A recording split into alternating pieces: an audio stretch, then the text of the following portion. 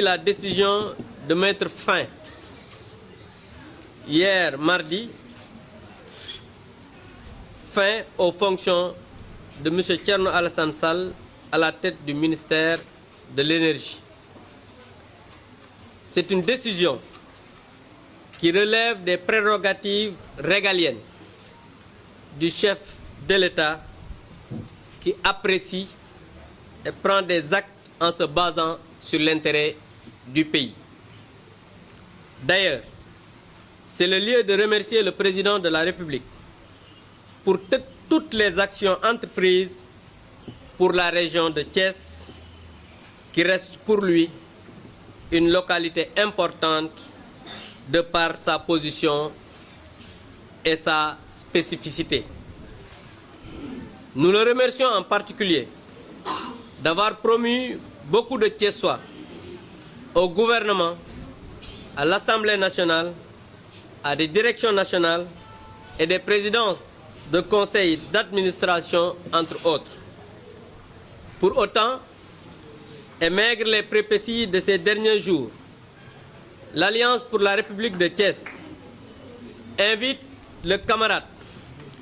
Thierno Alassane Sall à continuer le travail de massification entrepris à la base. Nous l'encourageons et lui demandons,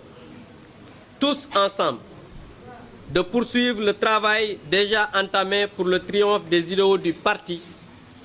et dans l'intérêt exclusif de notre localité et du pays. Ce qui nous permettra sans aucun doute de donner une véritable raclée à cette opposition bavarde qui, en vérité,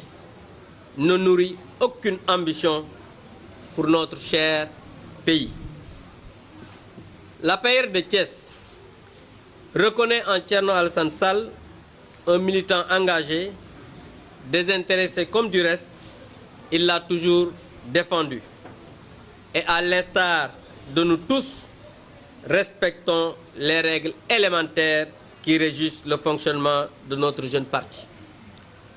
Aujourd'hui, l'Alliance pour la République de Thiès est plus que jamais unie et solidaire de son président, son Excellence Macky Sall, à qui elle renouvelle tout son engagement et son dévouement sans faille et lui promet aussi une éclatante victoire aux prochaines élections législatives du 30 juillet 2017. Aucune concession ne sera faite à l'opposition qui n'a que l'insulte et la médisance comme argument. Comme d'habitude, elle ne se signale aux Sénégalais qu'à la veille des élections, mais sans programme, sans aucune vision, encore moins des projets structurants tendant à développer économiquement et socialement notre pays. Nous voudrions aussi préciser à l'endroit des populations thiessoises que depuis pas mal de temps, nous avons assisté à une situation désolante. Des conseillers qui ont été élus par les populations de Thiès qui ont bloqué le vote du budget de la municipalité. Ceci montre que ces conseillers n'ont aucune ambition pour les Thiessois. Ces conseillers n'ont aucune ambition pour cette ville. Ces conseillers n'ont aucun respect pour les Thiessoises et les Thiessois qui ont voté pour eux. C'est pourquoi nous voulons ici et maintenant demander aux Thiessoises et Thiessois d'avoir fait ce constat-là avec nous pour simplement dire que ces conseillers ne travaillent pas pour les populations thiessoises, que ces conseillers ne travaillent pas pour notre ville Thiès, mais ces conseillers travaillent exclusivement au service d'un homme et d'un parti politique. C'est pourquoi ils devraient aujourd'hui, c'est-à-dire tirer toutes les conséquences de cette décision et continuer à accompagner le président Macky Sall pour bouter hors de cette ville cette coalition qui n'a aucune ambition pour cette ville. Voilà ce que je voudrais dire en français en disant tout simplement vive l'APR de Thiès, vive le Sénégal, vive le président Macky Sall. Donc ci wolof dañuy wax ne ki nga xam ne mooy le président Macky Sall bi nga xam ne moom la sénégalais yi fal mu nekk président de la République du Sénégal depuis 2012 démb dafa jël benn décret bi nga xamante ni moom rek la ko sénégalais yi may mu dakkal ki nga xam ne moo yoroon le ministère de l'énergie Thierno Alassane Sall dakkal la nga xam ne moom mooy ay fonctions yi mu amoon comme ministre de l'énergie loolu nag président de la république bi nga xam ne moom la sart ndey réew mi may mu mën a dogal ki nga xam ne mooy toog nekk ministre ak ki ko mënta nekk moom mooy apprécier mais seulement ci intérêt bi nga xam ne mooy intérêt Sénégal loolu foog ñu xamee ko noonu. beneen bi mooy dañuy sant bu baax di gërëm président Macky Sall ci liggéey bi nga xam ne depuis 2012 mi ngi koy def fii ci dëkk bi nga xam ne moom moo ñu boole ñun ñëpp muy Thiès di ko def ci wàllu social def ko ci wàllu éducation def ko ci wàllu quand je dis social bourse de sécurité familiale moo tax may wax couverture maladie universelle moom moo tax may wax ñi nga xam ne ñoo dëkk ci yenn gox yi nga xam ne daawul am ndox depuis 2009 gis nañ ne am na ay branchements sociaux ak ay extensions lii nga xamante nii depuis ay at ñu ngi koy joow muy Balabé ña fa dëkk xam nañ ne entamé nañ forage bi nga xam ne mooy intégrer réseau Balabé ci SDE li nga xam ne moom mooy ay retraités yu nekkoon chemin de fer ñu amoon benn contentieux bu yàgg boo xamante ni président Macky Sall saafara na ko ak yeneen yoo xamante ne nii Promoville barki Dembo Ndiaye soo demee R100 ak feneen yaa ngi gis ñi ngi dagg tali yi di ko defar ñu bari yaakaar ne maire ko defar te loolu Promoville la projet bu jugee ci président Macky Sall la ak yeneen yoo xamante ni président Macky Sall def na ko ci fii nga xam ne mooy Thiès te ñu dëkk fi donc ñu koy sant di ko gërëm ci loolu. beneen mbir bi mooy président Macky Sall dañ koy sant ndax am na ay doomu Thiès yu mu jël nommé leen ci ay postes de responsabilité moo xam gouvernement la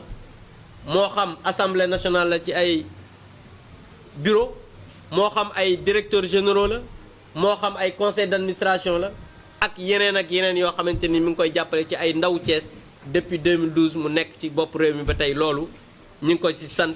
di ko ci gërëm. waaye nag li am na te ñu nangu ko lool nag te di wax ne amul kenn koo xam ne di nga am sa camarade de parti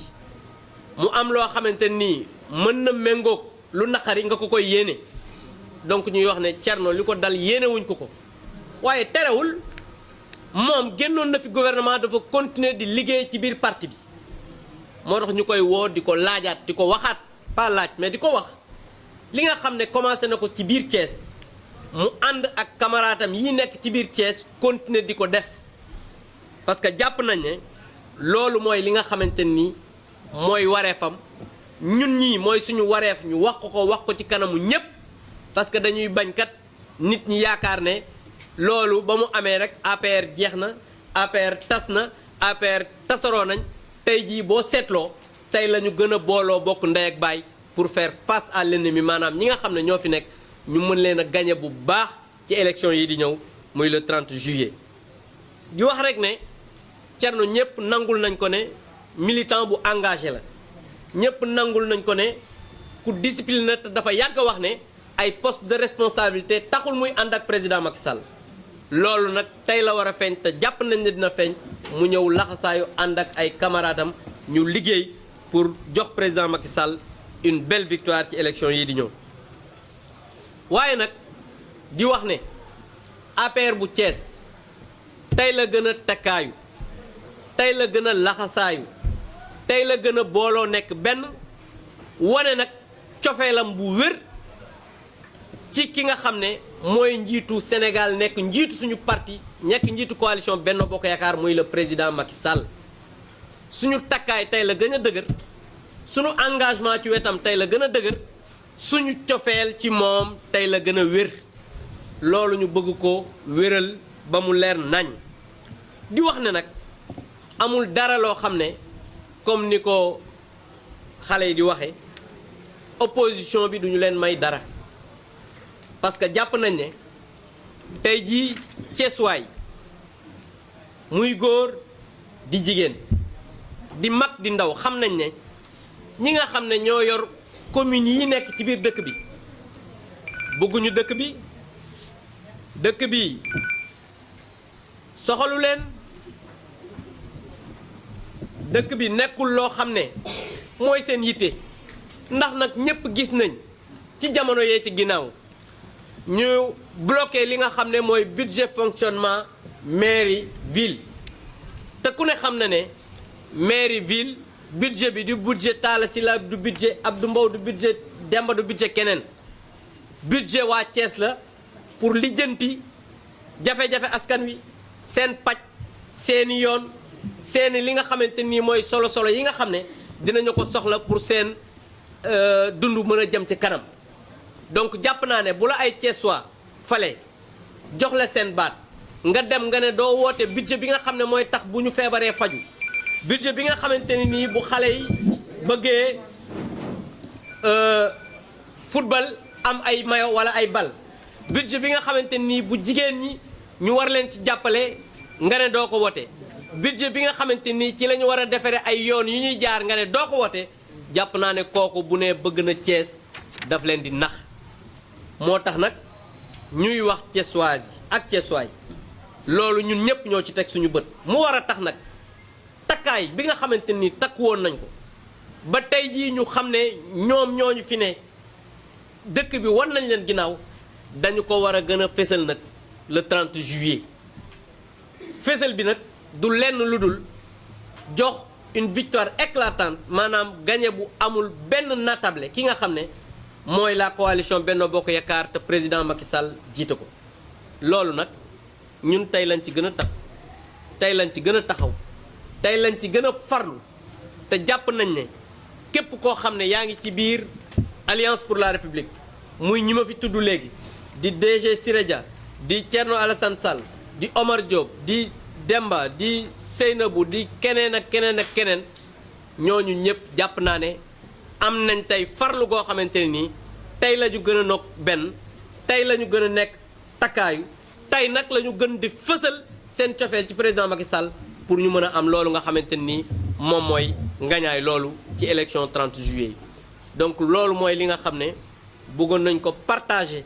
ak li nga xam ne mooy taskatu xabaar yi wax ko ci suñu kanamu seede yi nga xam ne mooy waa Alliance pour la République parce que ñi fi toog ñëpp li leen fi indi mooy ay seede pour wan askan wi ne dajaloo nañ nekk benn pour que la nga xam ne moom mooy suñu objectif ñu mën ko atteindre donc maa ngi sant ñëpp di gërëm ñëpp.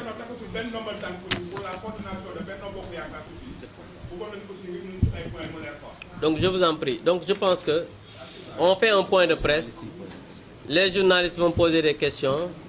Li ma wax c'est très clair et je pense que mën nañ ci dégg bu fekkee am na ay questions ñu mën ci indi li nga xamante ni moom mooy ay réponses.